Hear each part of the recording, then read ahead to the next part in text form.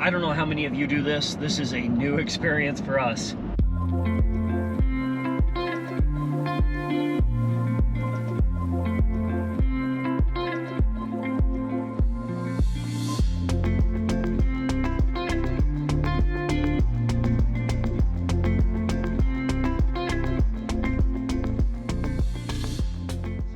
We are on the road and we have reservations tomorrow, but for tonight, we don't have anything. We didn't know what time we'd get off work and get on the road and all that sort of stuff.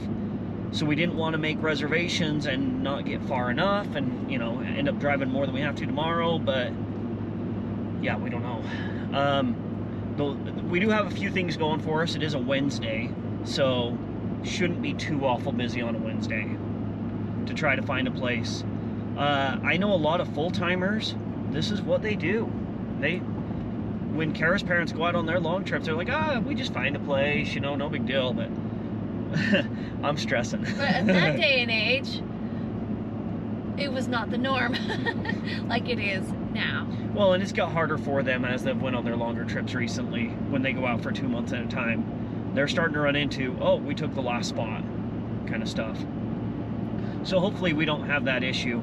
I can see why full-timers is that way, because you don't know how far you're going to make it. But us weekenders, we have that limited schedule, and I don't want to get to a place and then not be able to stay there. Utah has just got their first snow of the season. Yeah, it was crazy. So power will be nice to have tonight. Yeah, to run the furnace all night long, all that sort of stuff. And I mean, we have the lithium batteries. They would do it. They would. But it'll just be nicer to be plugged in. So we don't know. Comment below, how far do you travel when you go? How many hours do you drive? Because Lake Powell is a good 6-hour drive for us. And I didn't quite want to do that tonight. I mean, we've done 6 hours easily before, but it's no fun pulling in at midnight.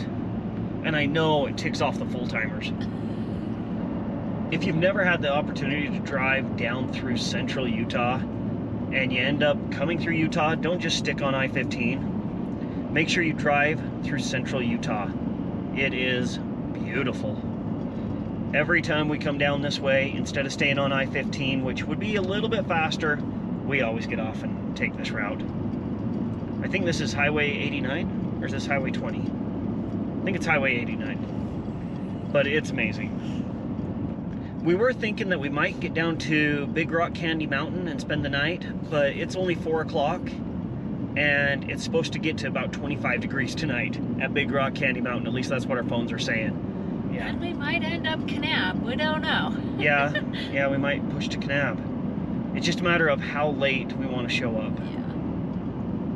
But luckily, Kara packed a lot of snacks. So we do have our snacks ready. And I think that's one of the biggest keys to road tripping is having a good set of snacks. One thing we talk about quite often as we're doing our drives, and maybe you have the same conversation as you're driving, and we talk about what it would be like to go full-time. It's one of those things that intrigues us because we love getting out and going and doing all this stuff, but also it intimidates the heck out of us as well. And we wonder, how can people do it? There's a few things that kind of keep us back.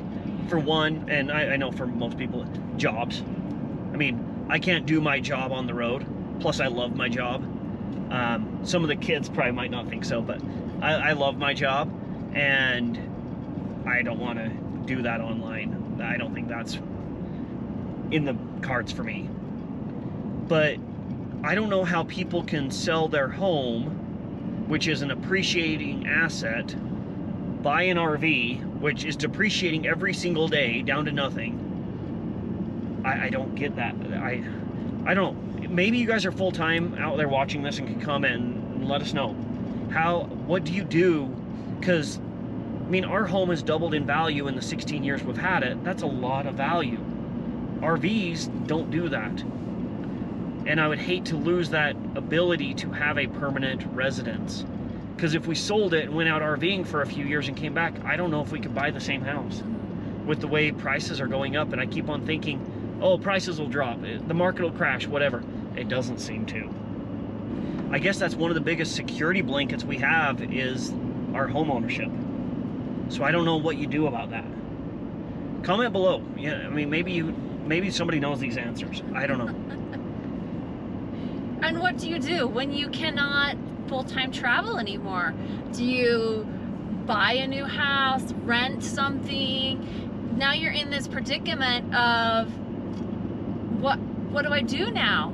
You know, do I, you know, sleep in one of your kids' basements? Do you build on a mother-in-law house? It's one of those questions. What am I gonna do when I can no longer travel anymore? One thing I think that people run into, especially older people that have went full-time, and we've ran into one or two that are in this situation, is, yeah, they loved it when they could do it, but now their health's gone and they can't afford to buy a home with today's prices. Yeah, oh my gosh. So they're stuck in these trailers or motorhomes or whatever, and they're just kind of stuck. I don't know. That's a scary thing to me. And maybe people just keep their homes and rent them out. I don't know what they do. But it would be so cool just to be able to go and do and see so many more things. Instead of these quick, all right, got off work at 5 o'clock on Friday, let's haul butt, you know, and fight traffic and all, you know, it's just, you could slow down and see more, I think, if you're full-time than just a weekender like us. I don't know, it's just conversations that we have as we drive around. Maybe you have similar conversations as you cruise through wherever you're traveling through. We are probably an hour or less out from where we are shooting for tonight. We are trying to get to Kanab. We figured we're this close, let's just keep going. We tend to push a little more than we don't. Yeah, we always try, oh, we'll go to that one next town, and then we show up in the dark or whatever. The thing that we were trying to avoid the whole time. But we as we're passing campground after campground after campground. But the ones we are passing are in very cold temperatures. Yeah, it's predicted to get real cold tonight. Real cold tonight. Another storm due to come in tomorrow. So that's why we're kind of pushing farther so we don't have to drive in those conditions. Yeah, it'd just be nice to avoid it. Yeah. A little bit. And Kanab has a really good restaurant that has good chicken fried steak.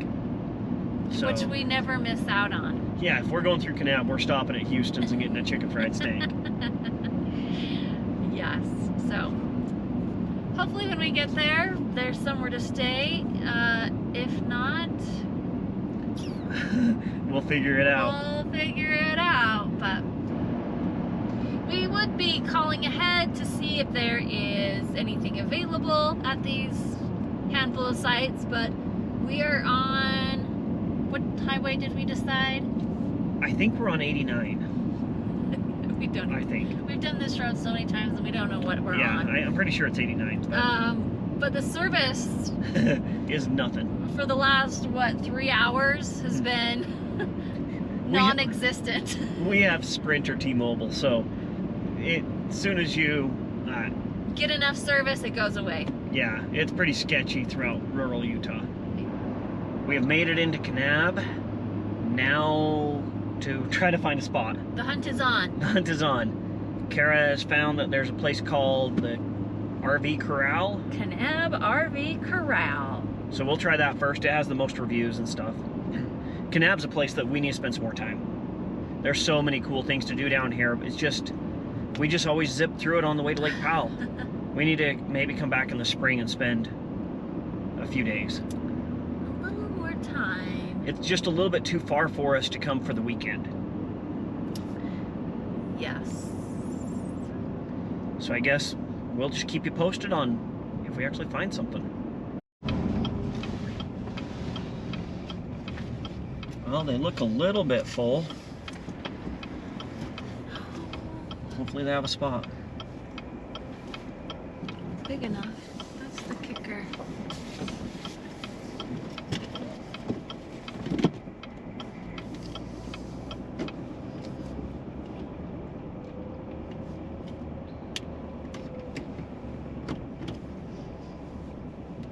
need much for the night.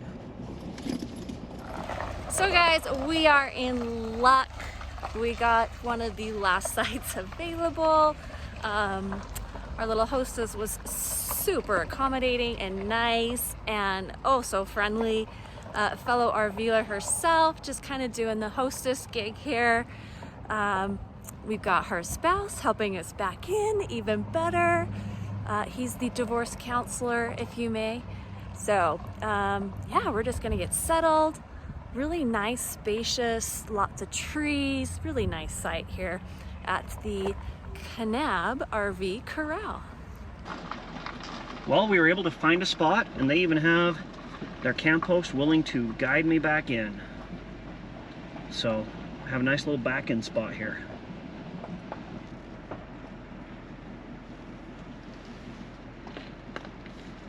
Think I need to pull forward farther? I'm on back away. All right.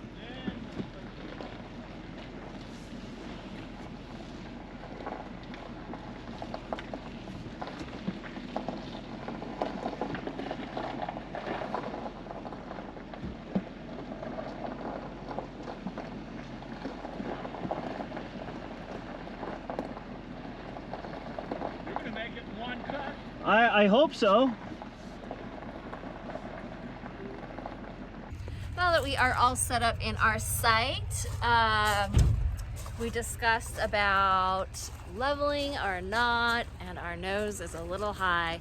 Well, we thought maybe we just wouldn't unhook. That's right. Thought we wouldn't unhook, but sounds like Jesse is going to be, yeah, dropping the nose down, getting the back end up a little bit, which is fine. We're used to it. It's no big deal, but we just thought, It would have been just nice one not night. Would have been nice, but It's a little bit sideways, but I'm not going to worry about blocks and all that tonight. yeah, we're just one So night. we're just going to... We're gonna be out for dinner anyways, so we're just sleeping. Yeah. And so the process begins. Get this set up, and let's go get a chicken fried steak. Love chicken fried steak.